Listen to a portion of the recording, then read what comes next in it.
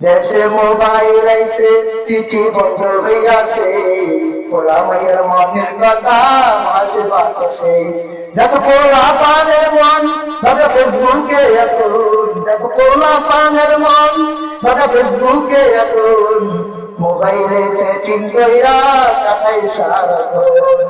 দেখো মোবাইলে চ্যাটিং কইরা কাটাই সারাক্ষণ। এই মোবাইল পাইয়া দেখো মদনের মাইয়া, এই মোবাইল পাইয়া দেখো মদনের মাইয়া কি কাণ্ড ঘটাইছে। স্বামীর সংসারে কানা কি পালাইয়া গেছে। এ যুগের মেয়েদের ধরন বলিতে লাগে শরম সকাল বেলা, এ যুগের মেয়েদের ধরন বলিতে আগে শরম সকাল বেলা, পূর্ণ করে বিকাল বেলা রঙা নাই। দাদা ভাই ডিজিটাল দেশ বুঝে এটাই, ও দাদা ভাই ডিজিটাল যুগ বুঝে এটাই। শরম লাগে আজ বলতে আমার, পর্দার নামে আজ আহাকে পাহাড়। ফেসবুক হোয়াটসঅ্যাপ ভিডিও কলে পর্দা বিনে চলে অনর্গলে। ফেসবুক হোয়াটসঅ্যাপ ভিডিও কলে পর্দা বিনে চলে অনর্গলে। নগ্ন শরীর আজ দেখিয়ে তুমি করছো তুমি আজ বিপদগামী। অমরনা ফি বুয়ুতিকুন্না ওয়ালা তাবাররাজনা তাবাররুজাল জাহিলিয়াতিল উলা।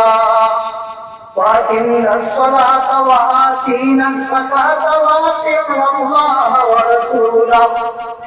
আল্লাহ রাব্বুল আলামিন পবিত্র কোরআনুল কারীমের মধ্যে বলেন, ও নবী যদি তোমরা জাহিলিয়াতের মেয়েদের মতো অশ্লীল বেহায়াপনা পোশাক পরে তোমরা ঘোরাফেরা করো না।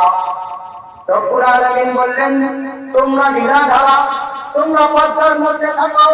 শুধু তাই নয়, রব্বুল আলামিন কোরআনুল কারীমের অপর আরেক জায়গার মধ্যে বলেন, ইয়া আইয়ুহান নাবিয়্যু কুল লিআজওয়াজিকা ওয়া বানাতিকা ওয়া নিসাইল মুমিনিন ونساء المؤمنين يدنين عليهن من جلابيبهن ذلك أدنى أن يعرفن فلا يؤذين وكان الله غفورا رحيما।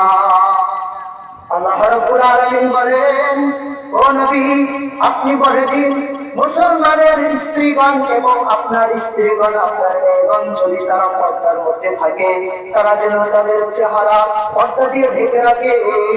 কিন্তু আমাদের সমাজে আজকে দেখা যায় আমাদের মা বোনেরা পর্দার মধ্যে থাকে না। আজকে আমাদের মা বোনেরা ঈদের সময় আসলে তারা ঘুরতে যায় স্বপ্নপুরীতে, তারা ঘুরতে যায় ভিন্ন জগৎ, তারা ঘুরতে যায় জানিয়াতে। ও মা কেন তুমি ঘুরতে যাইবা? আল্লাহ রাব্বুল আলামিন বললেন তোমরা পর্দার মধ্যে থাকো। আর আজকে আমাদের মা বোনেরা পর্দা থেকে যত পাই তত দূরে যায়। আমাদের ঘরের পর্দা ঠিক আছে, আমাদের জানালার পর্দা ঠিক আছে, আমার রুমের পর্দা ঠিক আছে, সব কিছুর পর্দা ঠিক আছে, কিন্তু আমাদের মা বোনদের পর্দা ঠিক নাই। কথা বলেন ঠিক কিনা? আজকে আমাদের মা বোনেরা পর্দা করে না, নামাজ পড়ে না, অথচ আল্লাহ রাব্বুল আলামিন যেমন আমাদের উপর নামাজ ফরজ করেছে, হজ ফরজ করেছে, যাকাত ফরজ করেছে, ঠিক তেমনি আমাদের মা বোনের উপর আল্লাহ রাব্বুল আলামিন পর্দা ফরজ করেছে। কিন্তু আজকে আমরা দেখি আমাদের মা বোনেরা পর্দা করে না। কেন পর্দা করে না? ও মা তুমি কেন পর্দা করো না? এই দুনিয়ার রং তামাশার মধ্যে তুমি ডুবে আছো। এই দুনিয়ার রং তামাশা কয়দিন তোমার মধ্যে থাকবে? ও মা, আল্লাহ রাসূল সাল্লাল্লাহু আলাইহি ওয়াসাল্লাম যখন মিরাজের মধ্যে যায়, আল্লাহ নবীকে হযরত জিবরাইল আলাইহিস সালাতু ওয়াস সালাম ডাক দিয়া বলে, ইয়া রাসূলুল্লাহ, ইয়া হাবিবাল্লাহ, ও নবীজি আপনি চলেন আপনাকে জান্নাত দেখাই। নবীজি জান্নাত দেখলেন। জান্নাতে যাওয়ার পর আল্লাহ তাআলা অশেষ অনেক নিয়ামত দেখলেন। এবার জিবরাইল আমিন ডাক দিয়া বলে, ইয়া রাসূলুল্লাহ, ইয়া হাবিবাল্লাহ, আপনি তো জান্নাত দেখলেন, এখন চলেন একটু জাহান্নাম আপনাকে ঘুরাইয়া দিই। আল্লাহর নবী বললেন, ও ভাই জিবরাইল, ঠিক আছে চলো আমরা জাহান্নামের দিকে যাই। নবীজি যখন জাহান্নামের মধ্যে গেলেন, জাহান্নামের মধ্যে যাওয়ার পর নবী দেখে কতগুলো নারী জাহান্নামের আগুনের মধ্যে জ্বলছে। তাদের মাথার চুলগুলো টান টান টান করে বেঁধে তাদের পা পর্যন্ত জাহান্নামের আগুনগুলো দাউ দাউ দাউ দাউ করে জ্বলতেছে।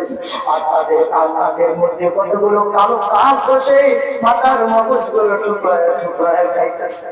আল্লাহ নবী এই দৃশ্য দেখে চোখের পানি ধরে রাখতে পারলেন না। নবীজি ডাকতে বলে, আই রাজি জিবরাইল, আই রাজি জিবরাইল, ও ভাই জিবরাইল তুমি কোথায়? নবীজি ডাকতে বলে, জিবরাইল এই সমস্ত নারী কারা?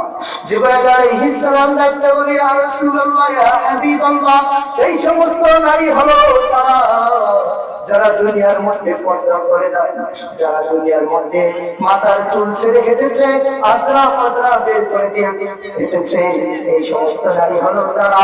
এই সমস্ত নারী হলো আপনার উম্মতের মধ্যে। এই হাদিস দ্বারা বোঝা যায়, মিরাজের ঘটনা দ্বারা বোঝা যায়, যে সমস্ত নারী বেপরদায় চলাফেরা করে, রাস্তার ঘাটে চলাফেরা করে, এই সমস্ত নারী হলো জাহান্নামী। কথা বলেন ঠিক কিনা?